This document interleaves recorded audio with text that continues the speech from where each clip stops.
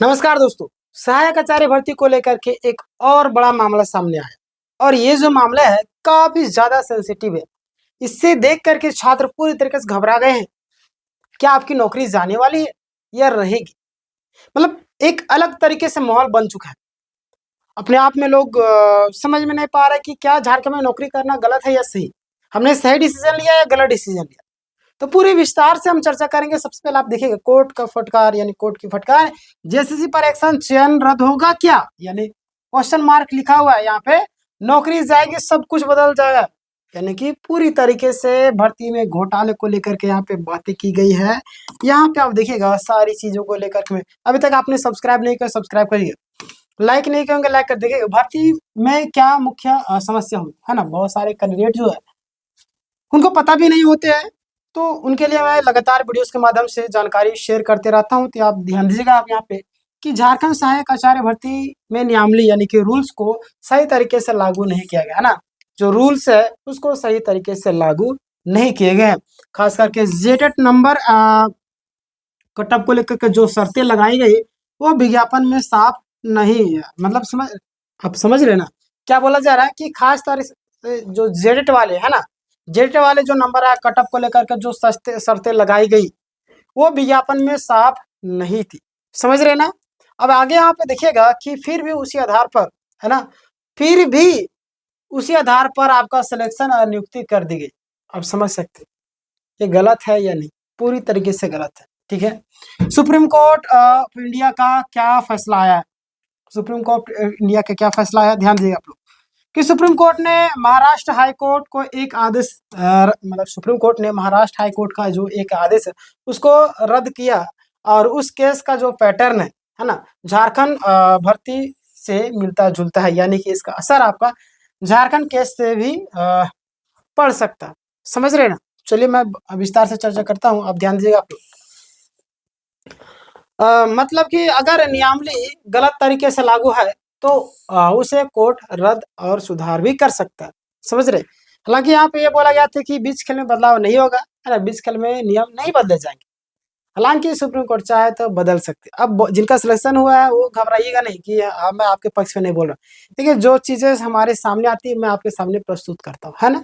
ध्यान दीजिए आप लोग कि झारखंड हाई कोर्ट में क्या हुआ, इसको लेकर के लगातार सवाल पूछ रहे थे आप सब कि झारखंड हाई कोर्ट में क्या हुआ। तो हाई कोर्ट ने साफ कहा कि विज्ञापन में जेटेड नंबर की जो शर्त वो नहीं थी, और अगर नियमावली में नहीं था तो उसे लागू क्यों किया गया। और कोर्ट ने जस्टिस को फटकार लगाई। बात तो सही भाई, जो नियम में नहीं है उसको क्यों लागू कर रहे हैं, इसको तो लागू नहीं करना है। जो नियम में आप देखिए 1 साल का बीएड वालों को लेकर के बोले कि 1 ही साल वाला है तो 2 साल वालों को बाहर कर रहे हैं, हालांकि 2 साल वाले बाहर होंगे नहीं। समझ रहे। वे आप जब नियम में आपका है ही नहीं। और रही बात कि 2 साल बीएड को लेकर के, तो ऑलरेडी वो यूनिवर्सिटी जो है हमेशा से 2 साल करवा रही। इसमें कोई अपवाद वाली सिस्टम तो है नहीं, है कि नहीं। वो तो जाहिर सी बात है इंटर करेगा, अन्यथा उस डिग्री का वैल्यू ही नहीं। क्या फायदा जब हम फॉर्म फिलअप कर ही नहीं पा रहे हैं। जिस डिग्री मतलब जो डिग्री हम ले रहे हैं उस डिग्री से हम फॉर्म फिलअप नहीं कर पाए, तो उस डिग्री का क्या फायदा। डिग्री को क्या करेंगे, अचार बोथेंगे या क्या करेंगे। कुछ काम तो नहीं है डिग्री का, एक कागज का टुकड़ा है भाई। उससे बेनिफिट हमें होगा तभी तो वो काम के लिए होगा ना। तो इसीलिए बोला जा रहा है कि वो तो मान्य होगा ही होगा, घबराने की जरूरत नहीं। अगर नियम में नहीं था तो उसे लागू क्यों किया गया। और कोर्ट ने जस्टिस को साफ फटकार लगाई है, यानी कि मतलब कि साफ पर भर्ती प्रक्रिया में गलती स्वीकार होने लगती है। समझ रहे। मतलब पूरी तरीके से भर्ती प्रक्रिया में गलती जो स्वीकार होने लगी है। अब देखिए आगे क्या सिचुएशन बनता है। सबसे बड़ा जो कंफ्यूजन है 2 जजमेंट को लेकर के, आपको पता होगा कि भर्ती आपका 2 अलग अलग जजमेंट को लेकर के चल रही है। आप सभी जान रहे होंगे, पहला आपका प्रदीप कुमार का जजमेंट है, दूसरा आपका परिमल कुमार का जजमेंट। अब यही दोनों जजमेंट को लेकर के तो कंफ्यूजन है कि किसको रखा जाए किसको बाहर किया जाए। हालांकि हमें नहीं लगता है किसी को बाहर करेगी, बट दोनों को एडजस्टमेंट करके है ना, समायोजन करके मतलब कि मैनेज करके रहने दिया जाएगा। देखिए क्या होता है। हालांकि परिमल कुमार का जजमेंट रहना चाहिए, प्रदीप कुमार का जजमेंट हटना चाहिए, बहुत सारे लोगों का कहना है। आप क्या कहते हैं ये आप मुझे बताइए। समस्या क्या है, ध्यान दिए आप कि झारखंड सरकार स्टाफ सिलेक्शन यानी कि जेएसएससी है ना, जेएसएससी अभी तक क्लियर नहीं कर पाएगी। किस आधार पर, किस आधार पर आपका भर्ती प्रक्रिया होगी, समझ रहे।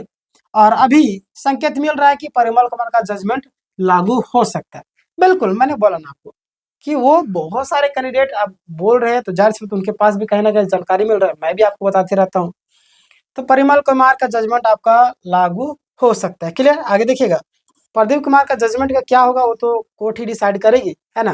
ध्यान देंगे, जिनकी नियुक्ति हो चुकी है ऑलरेडी सिलेक्टेड है उनके लिए, है ना, उनके मन में डर रहता है कि नौकरी चली जाएगी, तो आपको घबराने की जरूरत नहीं। ध्यान दीजिए, आप जिनका सिलेक्शन हो चुका है और उनको लगता है हमारी नौकरी जाएगी, तो ऐसा बिल्कुल भी नहीं है ना। नियुक्ति हो जाने के बाद हटाया जाना इतना आसान भी प्रक्रिया नहीं है, क्योंकि इतने बोलते हैं पापड़ बेलना पड़ता है नौकरी लेने के लिए, तो इतना आसानी से नौकरी नहीं जाएगा, समझ रहे ना, तो घबराइए नहीं।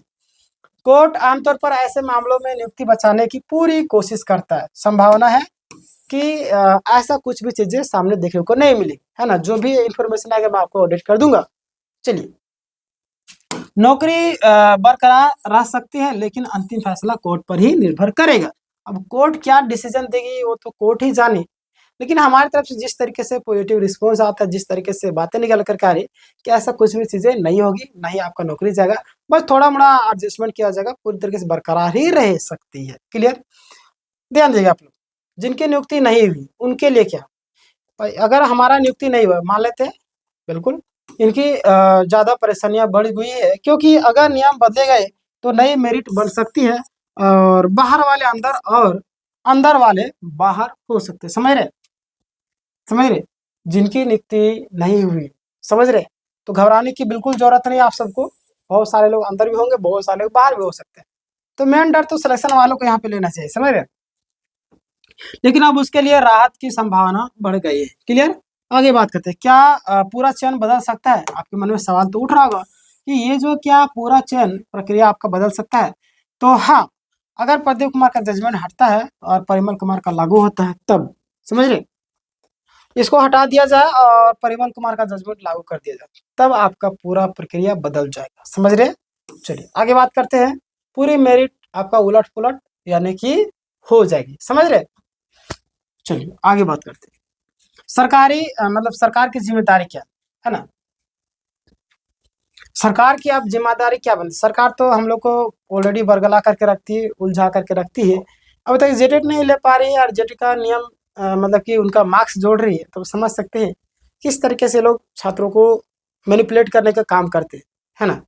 ध्यान दीजिए आप लोग, सरकार की जिम्मेदारी, गलती सरकार और सिस्टम की मानी जा रही है, इसलिए तब मतलब कि अब जो आपका सरकार को फाइनल निर्णय लेना पड़ेगा।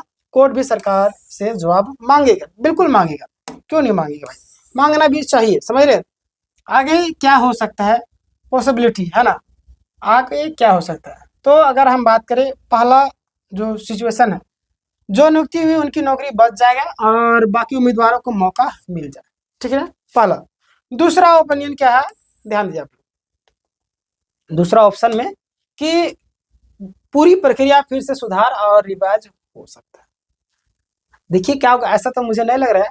ऑप्शन नंबर 3, बची हुई सीट लगभग आपका 24,000 प्लस दूसरे चरण में भरी जाए, समझ रहे। हालांकि ये जो आपका डाटा है इसको आपको ध्यान नहीं देना है, इस डाटा को समझ रहे, यानी कि बची हुई जो आपका है ना सीट उसको दूसरे चरण में भरी जाए। क्लियर, आगे बात करते हैं। एक्सपर्ट्स की अगर राय माने, है ना, जो भी एक्सपर्ट्स है उनकी अगर राय माने तो वो क्या बोलते हैं। कोर्ट कह सकता है कि गलती हुई है, लेकिन ऑलरेडी सेलेक्टेड कैंडिडेट को नहीं हटाया जाए, समझ रहे।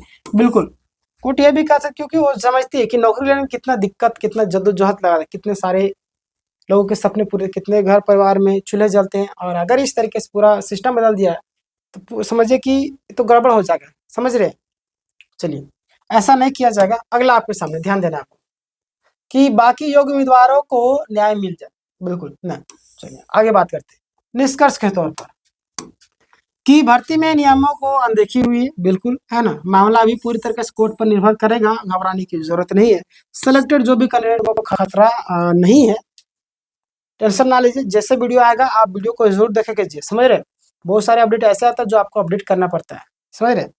तो नॉन सेलेक्टेड अब आपको मौका मिल सकता है। क्लियर, तो ये था आज का पूरा अपडेट।